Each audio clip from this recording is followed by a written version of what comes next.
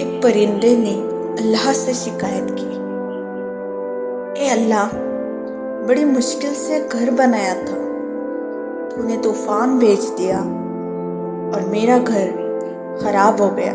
آواز قدرت آئی، تجھے آگ لگ گئی تھی اور تیرے گھر میں سانپ آیا تھا تجھے کھانے کے لیے، اس وجہ سے طوفان بھیجا تاکہ تم جاگ جاؤ اور اڑ جاؤ اور تمہاری جان محفوظ رہے۔ انسان کی زندگی میں نہ جانے کتنی مصیبتیں آتی ہیں جس کی وجہ سے انسان اللہ سے شکوہ کرتا ہے۔ انسانوں کو نہیں پتہ ہوتا کہ ہر مصیبت میں اللہ کی کون سی حکمت چھپی ہوتی ہے۔